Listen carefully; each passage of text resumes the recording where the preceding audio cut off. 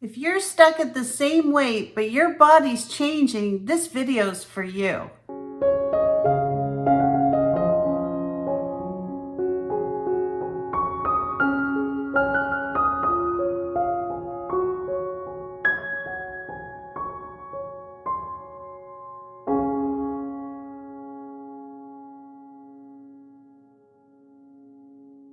Today I'm going to show you how fat loss happens inch by inch. Have you ever stepped on the scale and looked at the number staring back at you and thought to yourself, why am I even doing this?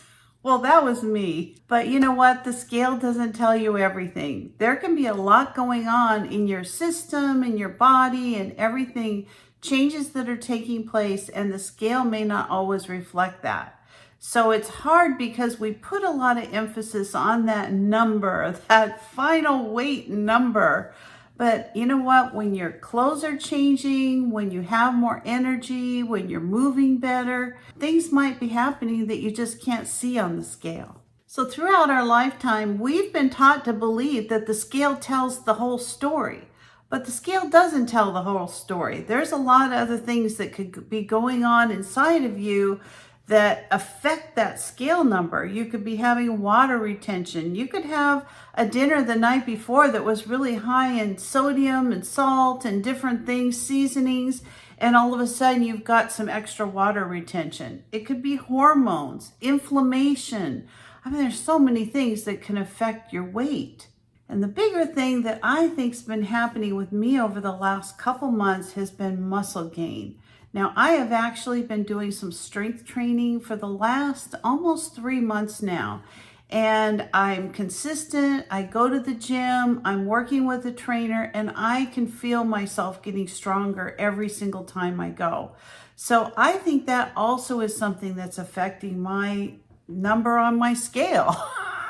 Unfortunately, it can be quite depressing, and we don't know. We can't look inside of our system and say, it was the inflammation. Oh, it was the muscle. We can't see anything except the number. And we need the number to come down. You don't want to stay at, a high number. It does need to come down, but it may take more time when you're doing other things. So oftentimes your body is losing weight and showing changes in ways that the scale doesn't reflect. So one of the ways it could be doing that is that your clothes are feeling better. Your joints are feeling better. You're just feeling better because you have more endorphins going on. I mean, all those things can be making a difference. So these are some of the ways that I track progress without just relying on the scale. Now, I do rely on the scale, and to be honest with you, I weigh every day. And I do that mainly to make sure that I'm still on track because, I am doing a weight loss program, and I do want to see a final number at the end of all this, program that I've been on for a year and a half.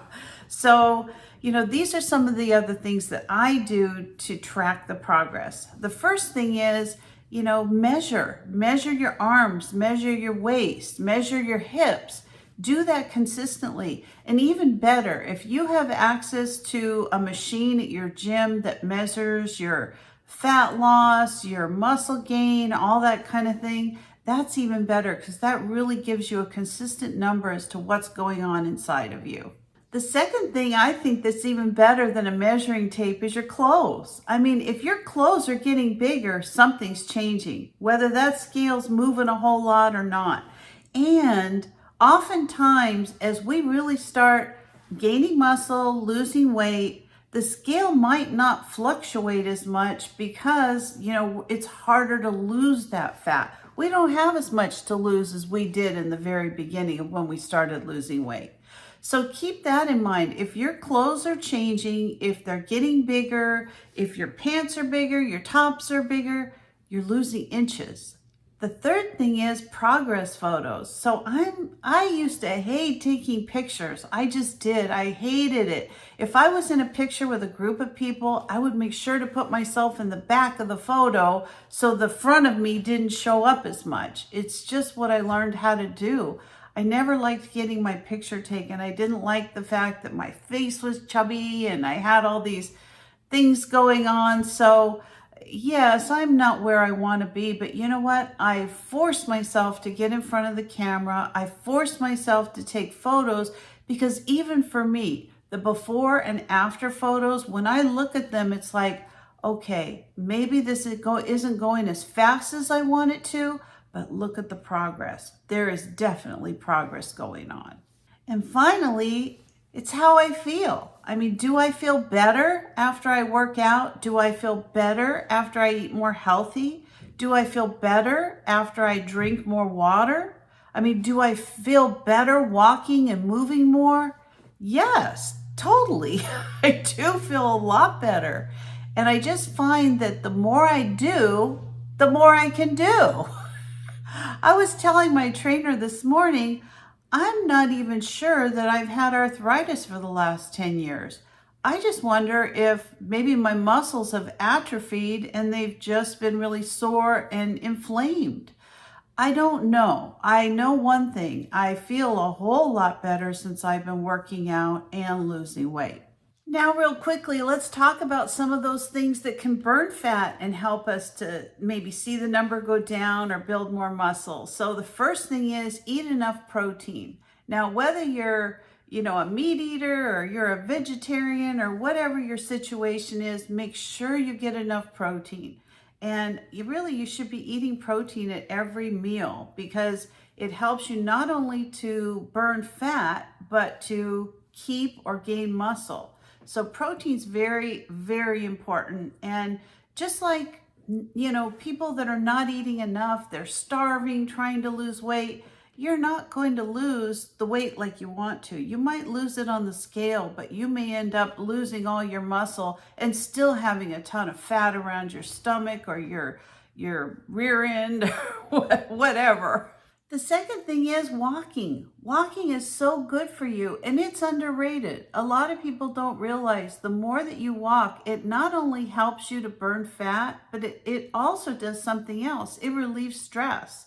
So if you're not somebody that wants to put the stress on your joints through running and that type of exercise, walking is another very good way to burn fat. The third thing is strength training. Now, this is something that I started doing almost 3 months ago. I've been working with a trainer, and I'll tell you what, I can tell a big difference. I mean, I can tell difference in all kinds of things, but the biggest thing I've noticed is going up and down the stairs. So I do strength training three times a week, actually, but I also do a lot of exercise out in my backyard. In the summer, I do a lot of swimming, but I found with the strength training, I do arms one day, legs one day, stretching and balance. I incorporate that into all my strength training. Right now, I'm currently working on a pull-up bar because my goal over the next year, it's just a personal goal that I have, is to be able to pull my own body weight up and do pull-ups. I've always wanted to be able to do a pull-up. I've never been able to do one, but I'm going to do a pull-up this year, or pull-ups. And the last thing is sleep. You don't think about it as much as maybe you should, but if you don't get enough sleep, it affects your stress. You put out hormones that help you hold on to that body fat. You need good rest and good stress. It helps with so many things. You need good rest and good sleep. It helps with so many things. It repairs cells.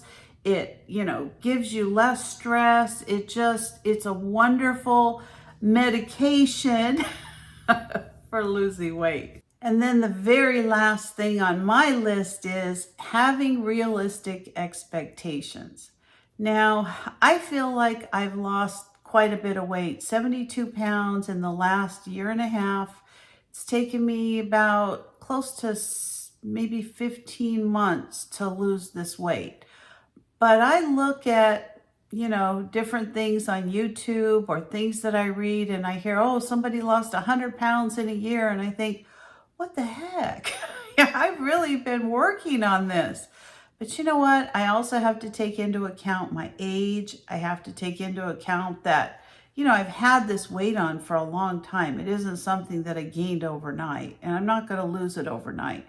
So I don't ever expect to look like I did when I was 20 years old, obviously, but I do want to feel healthier. I do want to look better, and I want to have a lot more energy as I go into this next part of my life. I mean, I just want to be more healthy.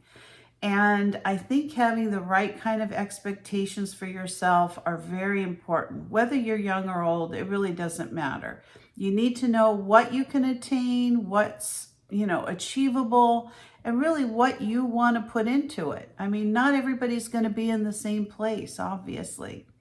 So, in closing, I hope that this inspires you to stay on plan. If you're doing that 5-pound Christmas challenge with me, remember it's inch by inch by inch. It doesn't have to be, this huge amount of weight overnight. It's very important that we just stay the course. You've heard the story of the tortoise and the hare. The tortoise just plugs along. The hare runs ahead and gets tired, fiddle farts around, and then all of a sudden the tortoise wins the race. I think it's a lot like that with dieting too. So anyway, I hope that helps you. Stay on track, stay on plan. We've got another week till Christmas, and we will be there. We're going to do our final weigh-in, and we'll see where we are on this challenge. Hopefully you're ahead of the people that are starting their diet January 1st. So if you're not a subscriber to my channel, please consider subscribing. Give me a like, a thumbs up, or ring that bell for future notifications, and I'll see you next time. Bye-bye.